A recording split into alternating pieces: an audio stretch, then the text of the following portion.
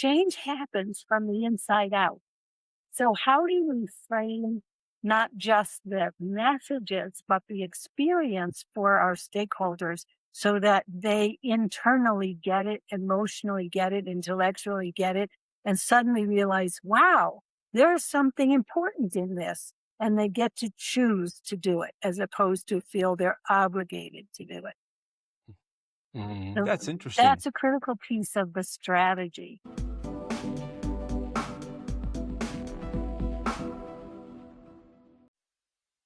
Ladies and gentlemen, welcome to a new episode of the BPM 360 podcast. This is going to be episode 75, by the way, Russell. That's a magic number. And with me is, as always, and I just mentioned it, my good friend and co-host, Russell. Russell, where are you at, man? Yeah, I know where you're at. I can see that. Yeah, you know where I am. You can see it. But as mentioned, the weather's turned good again, and we've had a real rainy June, which has an advantage that the garden is super green, and I have the great opportunity that that I can sit in the garden and record a fantastic episode with you.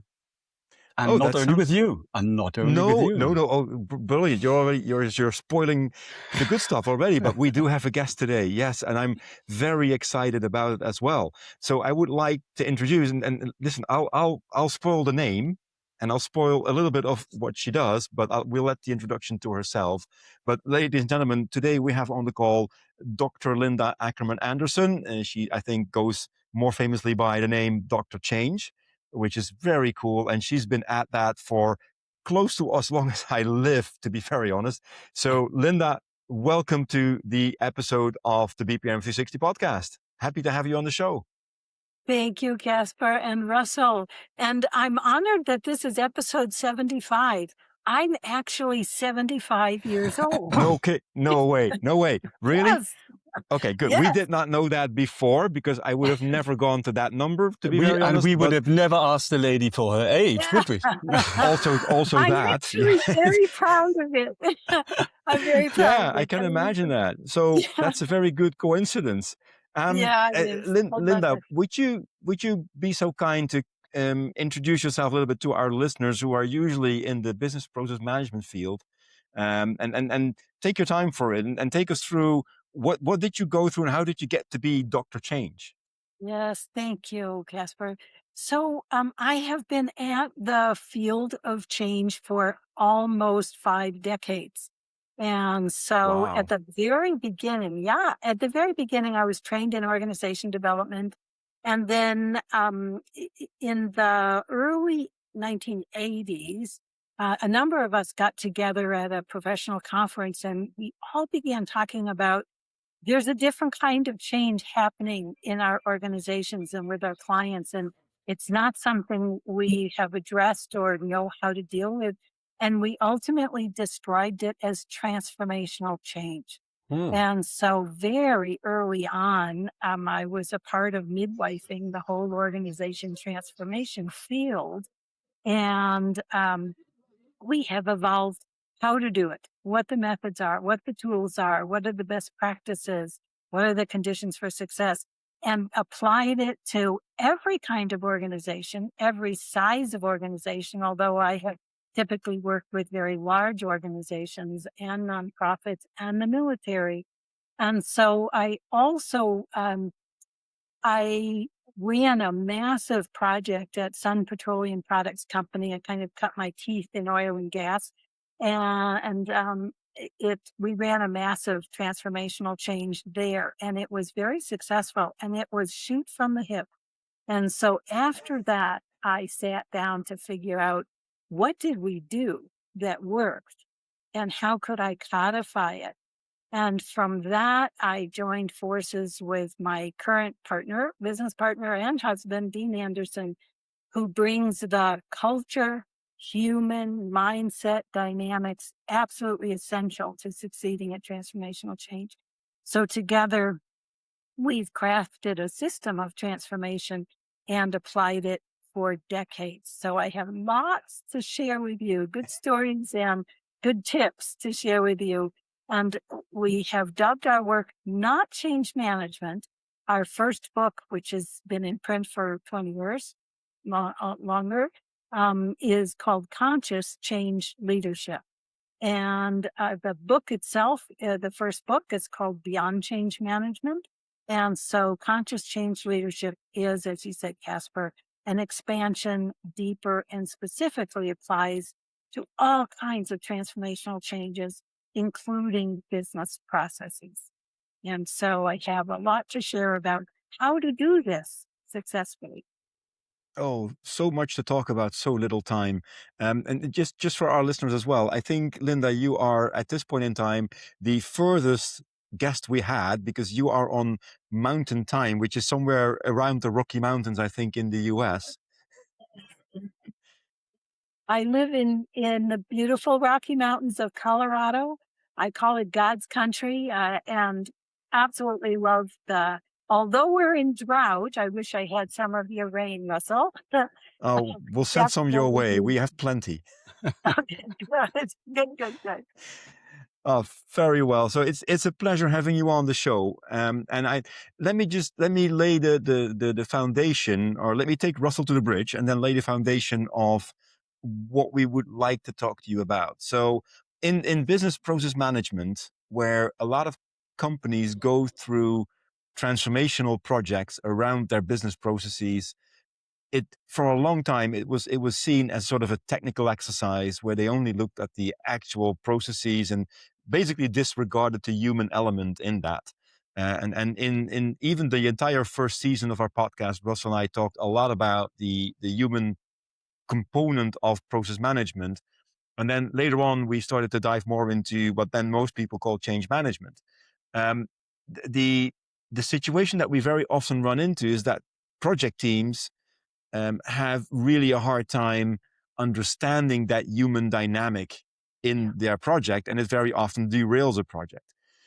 So I think my first question, or let's say opening, would be: could you take us through a little bit? What do people go through when you do a transformational project where all of a sudden you're supposed to work in a different way, Yeah, even yeah. disregarding the fact that you might have worked that way for like 20 years earlier? Yeah, beautiful. It's a great question. One of the things I want to share with you is a few of the frameworks and models that help inform answering this question. Mm-hmm. One is that there are three really critical conversations to have anytime you're designing and launching and executing a transformational change. The first is content, and that's the business process and how it gets designed. The second is people, and so, Mm-hmm. where have they been? What is their current state of readiness? Where's their mindset? You mentioned in your change management episode about beliefs, very important, really essential. What's their readiness, their skill level, and their understanding of where the organization needs to go with its business process? So, that's the people. And then the third is the process. And what's really critical here is we're talking business process. I'm talking change process. Very Yeah. different. So how do you describe and set up and strategize getting people to move through their process in order to achieve the success of the content of the business process and deliver sustainable results? So that's the process piece. So in terms of getting people, I know you have referenced this, but I really want to take it deeper. Mm-hmm. Clearly, we need to understand where people are at when we're introducing a new transformational changes coming at them. And so understanding is critical. There may be education, there certainly is information. There may be training required. What's essential here is giving people an experience. So we so often talk about communications in change as talking at the tell modality, where leaders get up and say, this is what we're going to do, and this is why we're going to do it, and this is what we need you to do.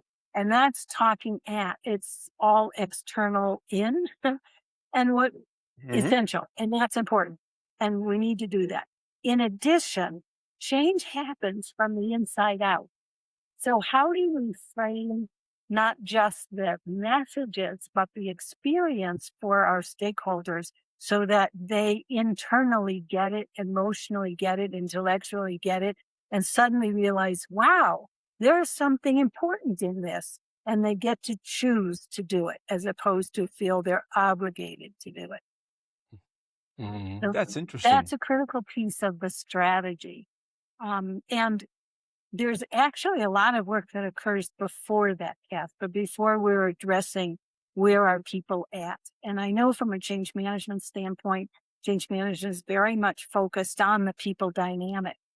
Conscious change leadership actually starts long before we're addressing where people are at. We will get there very quickly, but there are things that have to be set up in advance of that.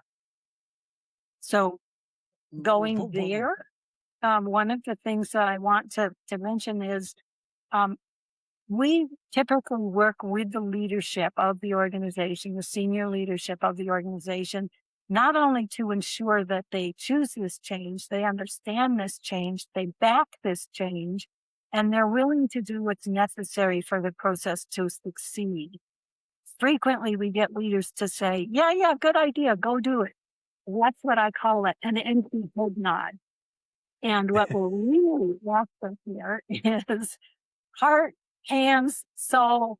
We want this. We're aligned. We know it's going to take some effort on our part, not just financial, but time and perhaps even change, personal change on behalf of leadership. So we start with setting up leadership alignment and then how we're going to govern the effort. Make Cool. sense? All of that? Yeah, it makes sense. I think, Russell, you were about to say something.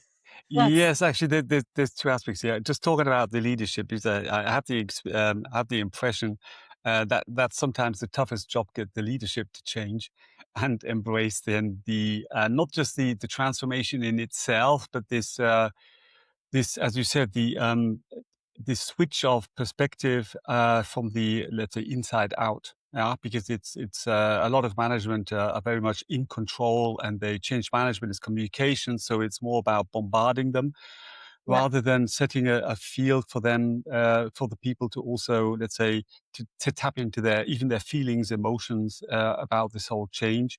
And I really love this aspect of experience. And I think intuitively, good change managers will do a lot around experience. As soon as you facilitate meetings and create an open space, and you give them the possibility to dig in and be part of this transformation, not just a bystander that is trained and told what to do. I think that's always been one of the success factors. But you really put it down by saying, yes, they need to, this element of experience and being part of the transformation and feeling that they're contributing to transformation rather than are being transformed. I really like that, and I think that's so true, and is reflected on too little in when talking to the management, how important it is that they create space to actually do this. Because Yes. experience is, I have the impression, it's a lot about creating space and not just a very rigid timeline and procedure where they say, this is how you're going to change. And that Yeah. leads me a bit to the other ask, or even more question than actually a comment.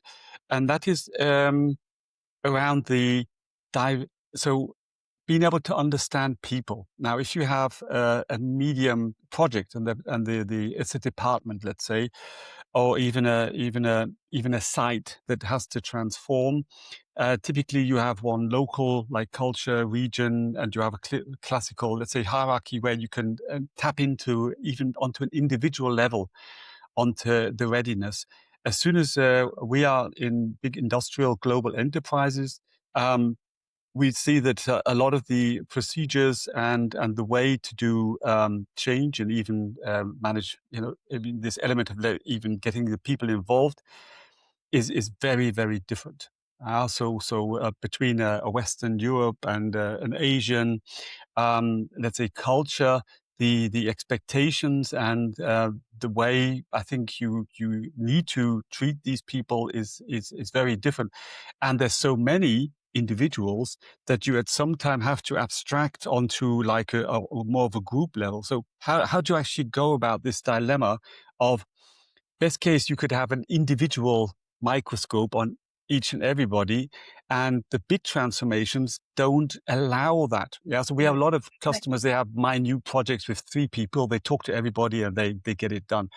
But on the magnitude of this, what you've been involved in, how do you manage this from a macroscopic like view Yes. to actually Yes. manage change? That's a great question.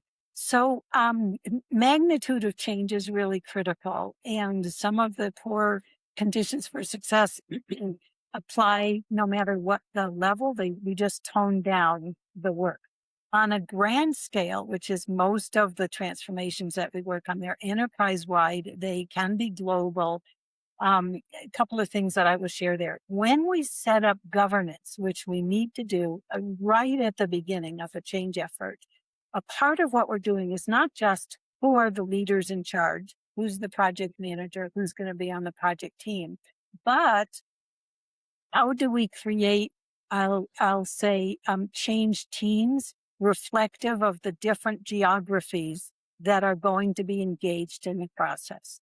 And so we do need to take into account cultural distinctions in the different geographies, very different in Asia than it is in the United States. And so we have to take those into account in terms of the process actually used. So engagement is absolutely critical. How we would select people to go on I will call it a network of change teams around the Mm. organization, always led by a change leadership team that has its fingers in every node, every geography. And so Mm. we've got to set that up. And Mhm. then the selecting of those people is really critical. Frequently, we get the best people on the teams and on every team. It's the same people on every team, and they won't have the capacity to do it because, we've overused them already. And so how do we describe, how could we create criteria that help us identify people who are good at the content, Mhm. people who are good at the people dynamics, and people who are process thinkers on those various teams to be able to shape strategy for what will work in their part of the organization, their part of the geography that they're in. And so that's one way of looking at how do we actually structure this. It's so far beyond just setting up a project team that's a content expertise team. Yeah. And I will Yeah. say, typically when we set that up, then we say, oh yeah, change management bolt on at the end. It's like that Yeah. doesn't work.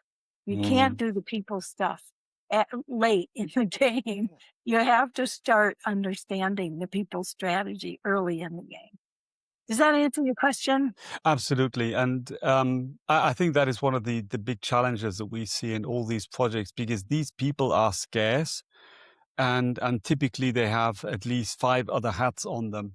Yeah, Depending on the management level they are in, they could be more, say, the more operative level, like a super key user, because they also understand the systems and they're helping people there, and they're pulled into very IT like topics. yeah, yeah, Or they will be on a management level where the person above him or two knows operations going to fail if this person isn't managing like the gears and the gearbox yeah, of this yeah, organization, without being able to actually um, pinpoint down why this person is so valuable. And that's one thing that I see. These people are like these hidden gems, but they're not typically the people that are shooting through the career because they're not sociopaths like most top level managers. I'm only joking. Of course, that's not true. But I love just, that. but they, I wish but it they, wasn't. no, but only joking. But they have a different focus. They have a focus around Yeah, the people they care, and yeah, they're the people that look into the content.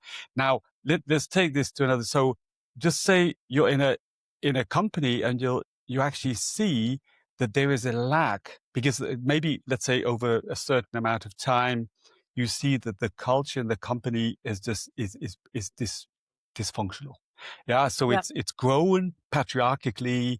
We have a lot of this in where I work, and you see that the over many roles of management, um, there is a leadership culture that is very much focused on actually a digital, no, a personal twin of the person at the top. So there's like the layers, you say they all look the same, they all talk the same, but they're all very much focused on saying Yeah. what the top has to say. So this classical dysfunctional organization that is cemented in after, let's say, 20 years or Yes. 30 years of this Yes. culture. Yes. And then you want to transform. And maybe there's a new CEO that says we need to change. But then looking through the organization, you see, we've drained out, and this is what happening in our region as well, just due to the age. A lot of these real content-rich caretakers, I mean, positively caretakers, not like the job, but the people that take care, yeah, these people are now going out of job because they're, Yeah. they've done it for 40 years. And now you come to an organization and see that is missing. So what would you do? What would you recommend to a Yeah. company where it says, oh, we can't do it transformation properly because we have to build up the ground mass to even have a change team? What would Yes. you Yes. what would you recommend? So again, I want to take a larger perspective on your question. One of the things that we do as soon as there is a request for some kind of transformational change strategy support is to do a change audit, a change assessment about what's working, what isn't working, what's the historical locked in cement patterns in the organization, and how is that working for you? Mhm, And so we go about doing it fairly abbreviated. It doesn't have to be a great, big, huge, complex thing to determine the strengths that they have, the holes in their capability to lead the change, mhm, and what's actually required of them. From that, so the background strategy there is the leaders need to look in the mirror, uh, and it's their data. It's not us Yeah. coming in to say, "Here's the best way to do it." It's we go in to determine how do they do it, and mhm, have them recognize, okay, this is supporting us, this is inhibiting us. mhm, And that gets their attention to realize, okay, we need change leadership development throughout the organization so that we fill in the blanks with people who may have left or that skills we ever had. There have been some cases that we worked on where I personally have trained like 750 people in a large utility in change leadership so that all project based, all application to real work, and so that they bring in their projects and learn how to do it differently so that they can go off and do it themselves, not dependent upon us, but we teach them and transfer the data into the organization. um, yeah, what's critical for leaders is when you say we have a dysfunctional culture, leaders have created that. Leaders have actually allowed, enabled that culture to persist. And so it does require them to say, is this still working, given what the challenges we have and what the future requires of us? And so very often there is, in fact, personal change at the top, not mhm, just who's retiring and who do we fill it in, but actually personal change. And we have strategies for doing that at the mhm. top when culture is of the essence in that magnitude. And they have to be willing. They have to be willing. We can't Of do course, it to of them. course. They have to choose Yeah, it. that's a good Yeah. But point. that's And interesting thing. Russell, if you allow me, that I just want to jump into this real quick. Linda, what I learned in my years, and what people told me that have a grasp on this is, you can't tell people to change. You can change the environment around them so they take a decision to change. So so how do you go about that when you deal with leadership that needs to change, but they don't see the what's in it for me yet, because that's very Yeah. often a very Yeah. important question Yes. for them. Yeah. So great question, Caspar. We have a very unique strategy that we deploy right from the beginning of transformation. And it is what we call our leadership breakthrough walking the talk of change program. It's actually a process. And Mm-hmm. what that is, there's a series of interviews. There's a 3.5-day program. There's a follow-up session and then typically follow-up strategy. And what it does is have the leaders look at themselves individually. What's their mindset? What beliefs Mm-hmm. are driving them? What is working for them and what's not working for them individually? Also, relationship with others in the team or in the organization, and then collectively as a team. This is not content focused. The context Mm-hmm. of it is for us to be able to deliver on our transformation, we need to be different. And so it's a life-changing experience. There's no ifs, ands, or buts about it. It's a life-changing experience because it's typically the first time in a safe environment, politically correct, they've had an opportunity to just look at themselves and how they're wired and what is working, what they've done historically, and what choices they have about doing things differently and healing relationships. So we get the political upsets out of the way. And so we kick off with that in the ideal session, change Okay. effort when it's enterprise I, transformation. yeah. So I love that the term safe space around this, and I Yeah. think that's what I was thinking. Also, as you know, I said space before as well. So creating an environment where people feel um, that they can actually express, as I said, even their feelings about where they are, and honestly get Yeah, into a stage of reflection. I mean, it's like group therapy, I guess, on a corporate level, which I think a lot of companies could really do with, and you see how sometimes very hard it is to get into this state. Yeah, so I think you have to have a very strong sponsorship at the top, and then yeah, you Yeah. you have to just say, let's do it, yeah, and get this out, yeah, out of the system, and then you have a fresh start. So I really believe that is that can work magically. um, but I also, on the other hand, think that, wow, you know, that's something. I mean, we've had our consultants coming into companies doing reviews, then they put down the report, and then it's locked up because nobody wants to see, you uh, know, really confront themselves with uh, with what is in right. there. Yeah. Where of course the and this is typically all about the inner organization, the overhead, and the bad, let's say, and culture, and all these things like that. So how many? So to really pull, you said, and the other term you said, which I also love, is walk the talk. Yeah. So when you start saying Oh that yeah. we need to transform, then it has to be a push for the whole, that everybody has to say engage in this transformation, and that Yeah, you can't just half pull through and says, yeah, let the others change, but I stick to what I used to do.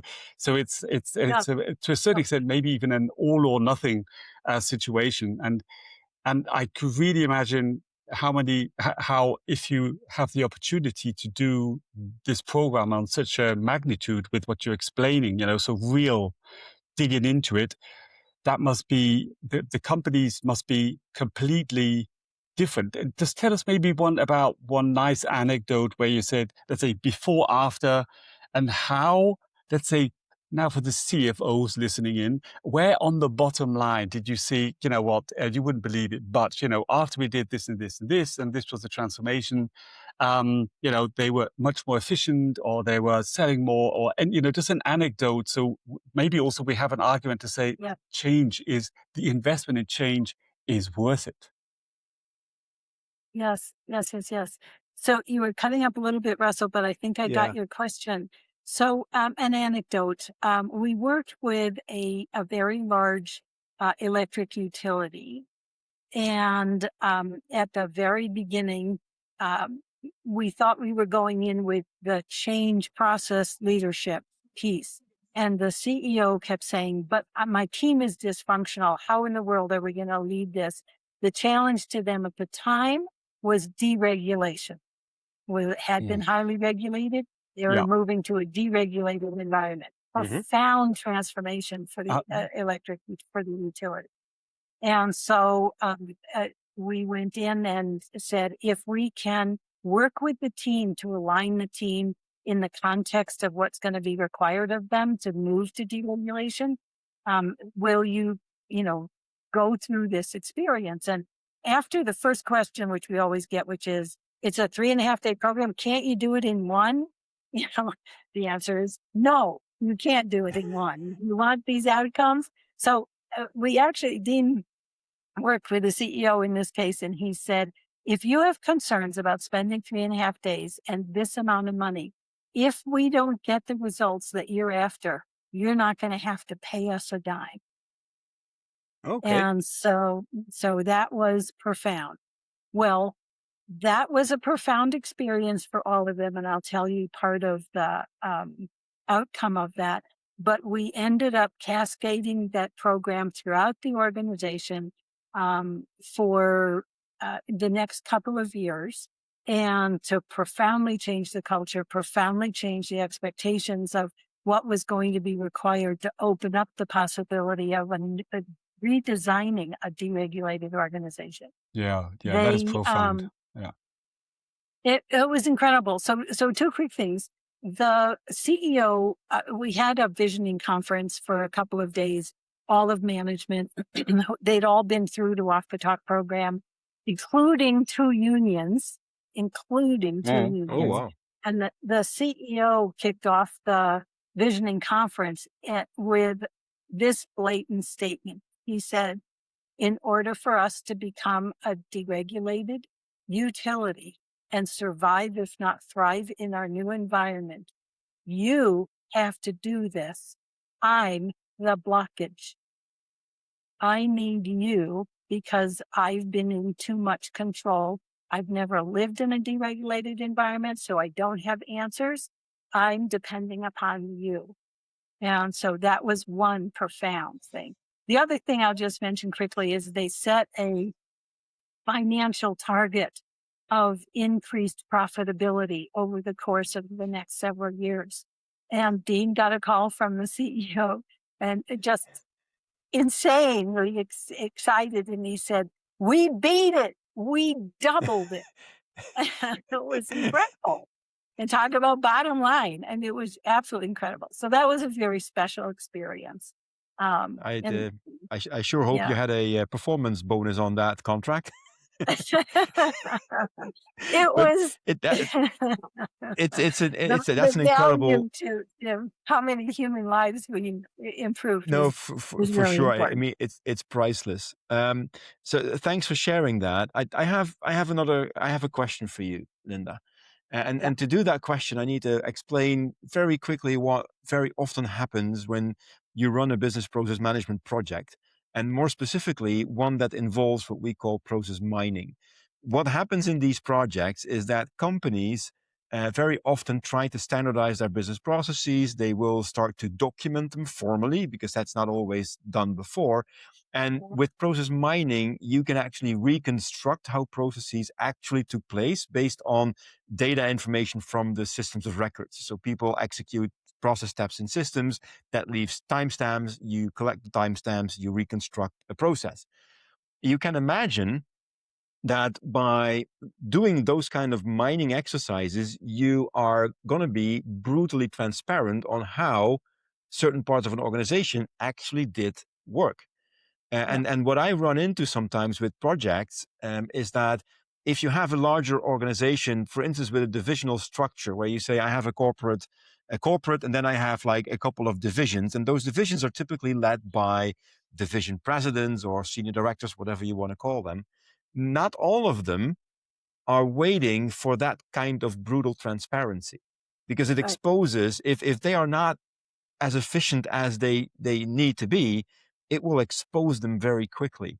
Yeah. So if you look from a top-down perspective, because these BPM programs are very often driven top-down, and they Yeah. need to be very honest. How can you work with these kind of, let's say, division leaders that are clearly having internal resistance to the change, to Yeah. make sure that they embrace it and maybe even become an ambassador for the change? Yeah. I love the word ambassador. That's great. So one thing to consider, and because we're talking about their mindset, Right now, what you've Mm-hmm. described as their emotional situation is protective of what they've done in the past. And if it's Mm-hmm. exposed that it's not adequate, then they're going to be seen in a negative light. So one is to be able to objectively describe that's a shared perception with these managers, with Mm-hmm. these leaders. Of course, they would feel that way. So our orientation is to turn to the future. What do they want to Okay. create as opposed to protect from the past? And Mm-hmm. so if we can turn their orientation to how could we make it better? What ideas do you have for your own, for the functions transformation, your own transformation? What would you, if you had a magic wand, you've probably heard that technique. If you had a magic wand, what would you do differently? And why Yeah. can't we move in that direction? And then let's just discover what stands in our way. And then it's Mm. less punishment, Yeah. reviewing. It's just, it stands in our way to create this. And so what Yeah. we're after is creating critical mass to create something new that excites them, that they choose, that they align with. Yeah, and that's Okay. So I that's like one that. Yeah, orientation. and what we and again, it's like creating an environment of like a safe space again for them to embrace or Yeah. open up to the result. But Caspar, you Yeah. saying that and listening to Linda, I think that is a fundamental problem. The way process mining is. Let's say communicated a lot of the time sold because Yeah. it goes True. into we will find inefficiencies, we will find pain points, we will, we are going to Yeah. put you under the radar. And even the terminology of the communication around process mining from a pure analyst perspective, he said, oh great, yeah, but from the people that are affected, even managers, by their KPIs, it's of course Yeah. everything that is so much of the communication creates fear. And I think that's Yeah. something Yeah. for me also a takeaway looking at this. So when we do the classical process management, it's more around reflecting on your content. So we engage with the people to say let's talk about the way you work, and it's Yeah. easier to frame a positive environment because we're very open to understand, and there's so many gems in people how they work. And if they raise concerns that things could be better, then they're already looking forward, future looking. So, wünscht was, as the Germans say, yeah, sort of like the wishing wand. But it's more about we want to understand how you work, and we want to help you also find out what you're doing really good. In process documentation, that is inherently the method. With process mining, it's like, oh, wait a minute, you just wait there. I'm going to look into the system. Right. I'm going to come back and I'm going to tell Right. you what you've been doing wrong or could have been doing better. So the whole narrative is already very scary. And I think, but you can work on that. I'm quite sure that's Yeah. something when we do go into data analytics or process mining, that's something I'm going to, Linda, thank you very much. That's really I'm going to take that with to one or two of my projects and really make sure that we have a good communication to think more about the how can we Yeah. get better. Yeah, it's a matter of Excellent. Excellent. framing more than anything else. That's a critical point, is framing, it's context. And so when you're doing data mining, why? What's the purpose? What are you looking to find? And so I love the fact that you got the message, Russell. It's all Yeah. about how would you like your life and your process in working with others to be better, to be Yeah. different, to be transformative? What's possible? Yeah, I love the notion of possibility thinking. Mm. Yeah. I Appreciative think. inquiry as an approach to change is all about possibility thinking. And so use that to set context as opposed to you've been inefficient and how Mm. can we make you Yeah. more efficient? Yeah. I think So that's one of the reasons why a lot of these companies in the process intelligence space, they talk about the value that it can bring to an organization rather than the fact that you can see what went wrong purely is only a baseline to see how can we help you be better. I yeah, That's think true. that that's how you try to frame it. In many yeah, cases, at least, a lot of companies frame it that way. Even the company I work for, in every office that we have around the world, every major office, there is this ticker thing like you have with where when you look at the stock exchange, you have these tickers where you have all the stock prices coming out. We have a ticker in every office that basically shows real time. This is the combined value that our customers have achieved using our product or our methodology, which gives all of the people that work in those offices a really good feeling about we helped to achieve more than, in our case, $10 billion that's a good across point. the world. Yeah, that's true. The value engineering is definitely one aspect that really helps framing it well. Yeah, sure. There's no question that we focus on results in terms of dollars, in terms of revenue, in terms of ROI. No question about that. Absolutely It's essential. measurable, yeah. It's because it's measurable. However, from a conscious change leadership perspective, how about people loving their work? How about working more effectively together? How about feeling like they've made a difference in their clients' lives? That's not measurable, but it's True. it's there. It's real. And so how do you expand the criteria for success to include the human dimension? Because we're trying to touch people emotionally, touch their hearts, touch their spirits, to say the work they're doing all week long is actually making a difference in people's lives. I love that. I very often get the question, even from my own partner, why do you work so hard? And then I very simply say, I don't see it as work. It's something I just There love you to go. do. Yeah. Yes, And absolutely. it happens to pay me money. That's it. So it's going to be a bit of a challenge winding down when I get older. But let's take that challenge as I get to. But absolutely. I very want to share interesting. one little anecdote that came out Yes, of please. the utility that I described, where we did the walk the talk program everywhere. We had one senior executive come to a follow-up session and shared in an emotional way. He said, "My son has a message for you. And that is, thank you for giving me back my father." Oh, brilliant. Yeah. I mean, Yeah. I love that. how do you put a price on that? You don't. It's priceless. Exactly. It's Exactly. absolutely priceless. And I don't think we hear that enough, Russell, in the BPM space. No. Because no, I say no. What we do get, though, I mean, I think when we talk about these roles that we set up, and I think the process owners and process experts, they are, let's say, they're very much focused on the content, but they are always an essential part of transformation, because they're the ones that, let's say, translate the objectives of transformation down to the operative level.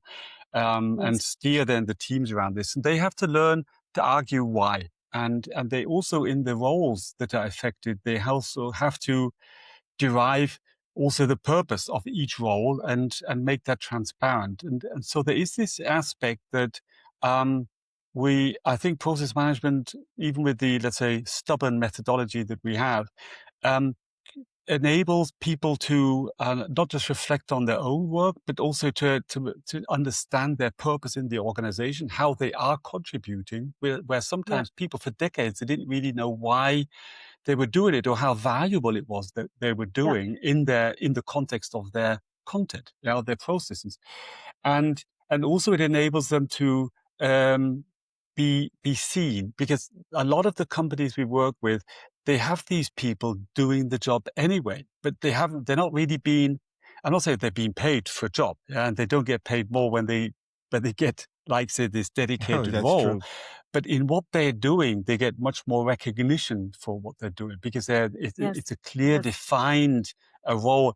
And that alone, I see so many people that do, let's say, step up their work, because they see now that they are being seen in what they've been doing, like on a ground level. So there's recognition and transparency from the management. And that is one thing I think that is, without actually defining like a big strategy or having such a disruption like you were talking about in the utility company, that is a cultural change that we try to foster, facilitate. And also, we always say also to enable the capability to transform, but also the ability to a certain extent implement bit of a better culture because people working Absolutely. on content, talking, taking people along, they get recognition for it, and it's done in a structured way Absolutely. that is not just lost and just part of there. Just do it. It has to be done. Get it over with and do it on Yeah. overtime, and that makes so much.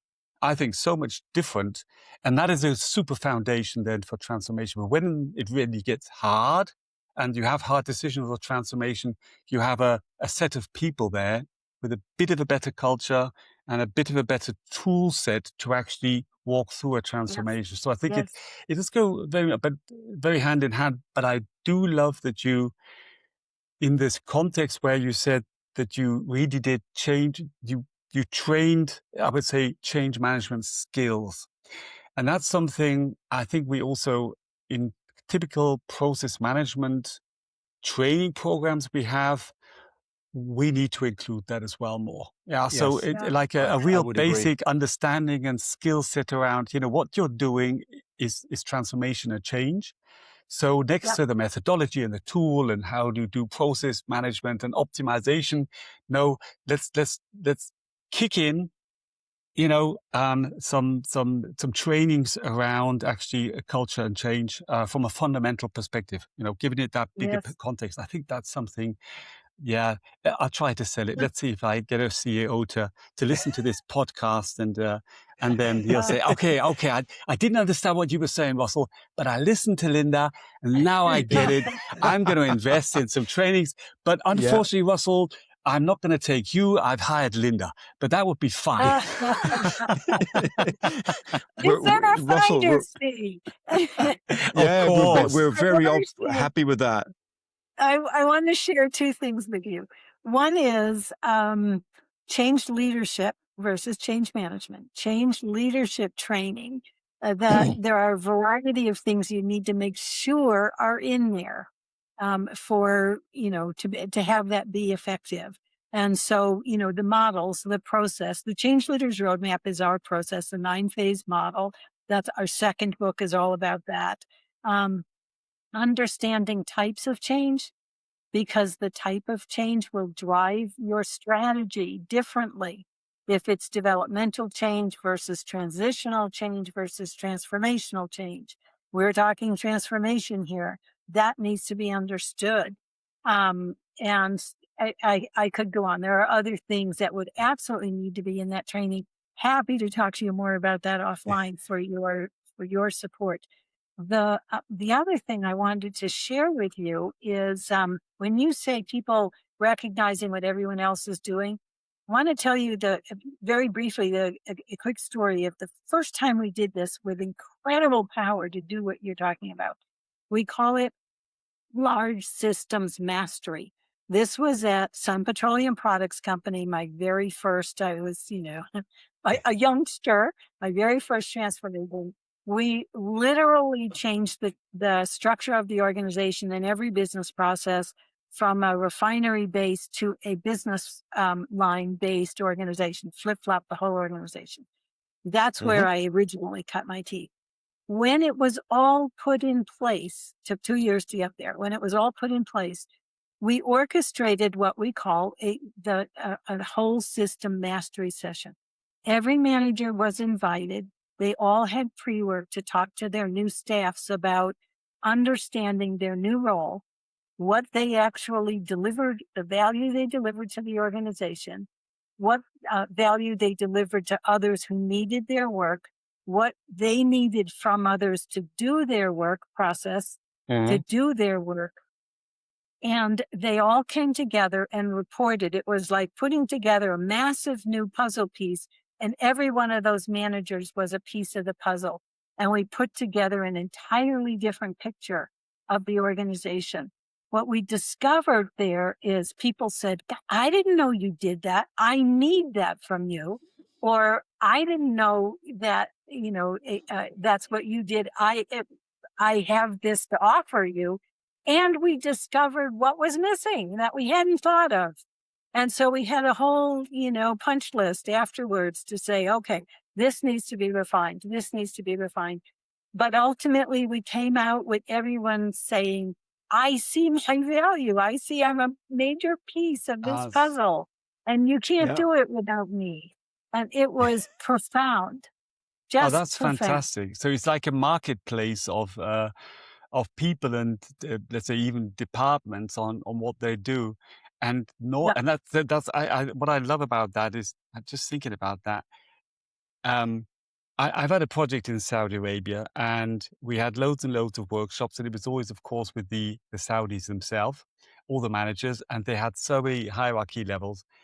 And ultimately, they had a big organigram, but when it came down to actually doing anything operational, there was a level of people that you never really got to see that were all, let's say, hired people from other countries to do the real work. And there was such a gap between actually what the bottom line was really doing and what the managers were doing. So just imagining to open up this conduct this exercise that you were doing actually because and then really putting down what you actually do all day long. I mean, not in a positive way. And I think yeah, that yeah, marketplace would just be that would be fun. Although I do believe that they have something like 3, 4 hierarchies too much that are just there for the sake of it's the cousin or the family or whatever. But Yeah, on yeah. the other hand, coming back now to that was an extreme company. You see, the way they have to get people jobs and which is fine to say. They're very knowledgeable people, but not really the most efficient on that level of streamlining an organization. That wasn't their objective anyway. But if I think about a lot of real companies in Western Europe, we deal with that marketplace of let's say, what do I do and what do I offer and what do I need? That is something I think profound to create a complete different view on the organization and yes, and opens up the door to discuss your structure. Because when you talk about, we talk a lot about process training, it's always change and processes, and it's always very clear. I have an order to cash. I want a customer to order something, and I want to deliver him in full, in time, quality. I want to make him happy, and it's to a certain extent, it's even simple. But when you're talking about these management levels, and you want to reorganize them, sometimes you have entities in the tax view, and you have some, let's say, localization like structure you set up. But how do you actually dig into looking at the actual organization and the roles and the people and the managers themselves? So the marketplace, this idea that you actually did, that must yeah, be super revealing. If you do it in a safe space and everybody opens up, yeah, and then you could say, yeah, how can we reorganize ourselves to make this work better? So positively yeah, thinking, not how can we get half or 30% of the managers out, but just to yeah, think about it as a yeah. game to say, how can we Interesting. make our Yeah, it's management an more interesting efficiently? question. So And let me it's not a share with you. process. It's an No, organization you need to talk about. Yeah. Very nice. so in the Sun Petroleum Products case, we did the reorganization work first. And Yeah. then in all the new positions and all the new functions, then they came to the large system mastery program, the marketplace, as you say. However, I haven't thought about what would be revealed if everyone involved in the new business process comes together to talk about it. Then what issues might be revealed around structure, and that would be an expansion of scope as a follow-on, that then we adjust the structure. Why not? Why Yeah. not? If the data actually demonstrates we can't keep doing this way, we need 6 levels of signature. That's ridiculous. How do we do this differently? Yeah, so I love that. I mean, it can work both ways. And Yeah, absolutely. Yeah, it's interesting. That's That's really cool. Russell, I'm gonna need to put my timekeeper's hat on because we're getting very close to an hour already, and I don't think we even scratched the surface, to be very honest. But let's reserve the right to ask Linda if she's willing to come back one day to continue this fantastic conversation. But we do need to wrap it up, I'm afraid. I have one thing, Linda, as a last part, and then I'll give Russell one more chance to No, no, ask no, no. something. At That's least fine. That's fine. you're good, I guess. I want to do a little fact check with you, Linda. You are one of the most knowledgeable people that I've ever talked to on this whole topic. one trick that I learned from a very successful project manager that I worked for earlier on in my career, which was also in the chemical industry, by the way, is what he did is when he needed to lead, when he needed to find a good project manager, he would not look to somebody who was already fully on board and committed. He would look for the biggest opponent of that project and try to turn that person into an ambassador and then Yep. appoint him or her project manager. Is that Yep. from your experience in the conscious change leadership? Is that something Yep. that can act? I saw it work, but is there Yep. any, let's say, can you understand why that works? Yeah, absolutely. So, a couple of things. Assumption, any of those kinds of individuals have project management expertise. Better Yes, yet, that's the they assumption. have Yeah. change leadership expertise. So, but then asking them, so how you ask the question that alters their thinking to be a contributor versus a naysayer, that's critical here. Hmm. And so the questions like, what do you see that we don't see that would actually make this work better? That gives Hmm. them permission to express their resistance. And or to say, Ah, why okay. do you think this won't work? Can please inform us. What do you think is necessary that isn't already in place or being talked about? And so it gives them an opportunity to voice what's really going on with their thinking and make a positive, potentially a positive contribution. No guarantee that that's what's actually going to be changed, but at Of least course. it offloads the resistance, the energy behind the resistance. All right. Cool. Oh, thanks for that. I think Yeah. that explains a lot of things that I already might have thought but never felt. I never saw any validation for it. So thank you for sharing that.